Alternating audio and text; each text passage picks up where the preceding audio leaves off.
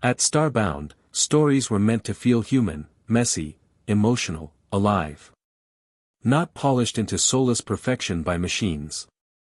That belief mattered, because in the vast, strange universe, humanity itself was an act of resistance. Dan's voice faded as the tale truly began. The universe had created wonders beyond counting, quasars singing in violent radiation, nebulae smeared like divine paint across space, civilizations debating philosophy through light and vibration.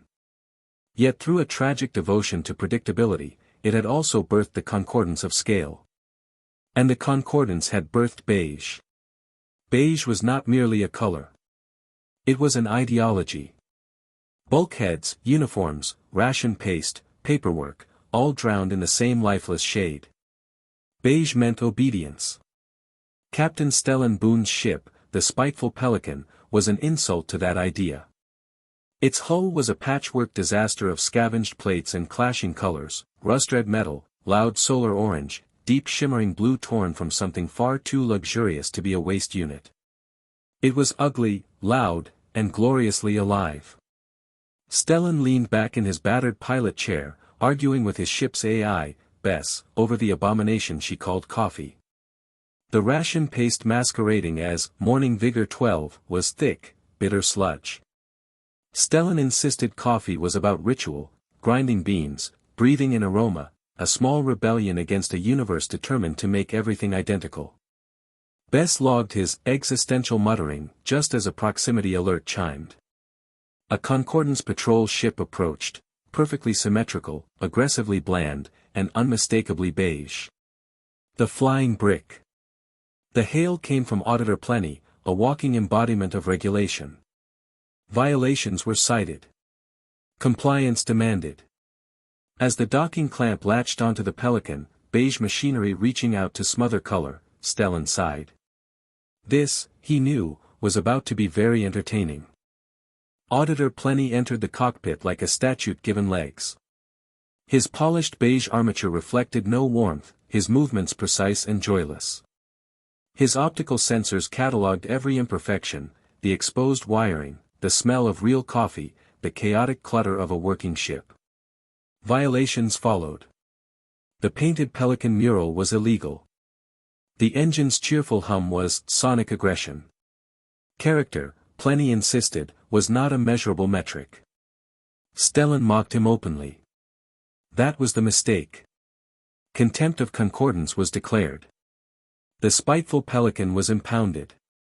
Stellan was escorted to the Grand Ledger, a moon-sized monument to paperwork where individuality went to suffocate.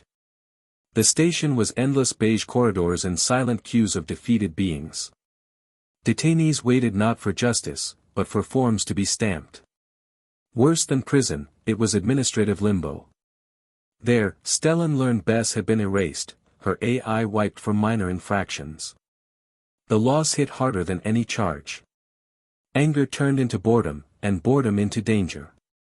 At an information kiosk, Stellan invoked an ancient right, a request for physical paper documentation. The system froze. Somewhere deep in forgotten archives, a long-dormant printer was forced awake. Bureaucracy panicked. Hope spread. Stellan met Glick, a gastron trapped for years over a misplaced comma, and Brea, a knotwood detained simply for existing as she was. Together, they learned the system's weakness: it obeyed rules even when rules destroyed it. They filed grievances designed to collide. They created delays, contradictions, and procedural chaos. Entire departments stalled. Hallways shut down. The concordance machine began grinding itself apart. Senior Proctor Magistra noticed too late. The human was a contagion. When she expedited Stellan's tribunal, believing to erase the problem, she unknowingly pushed events towards something far worse for the concordance: truth.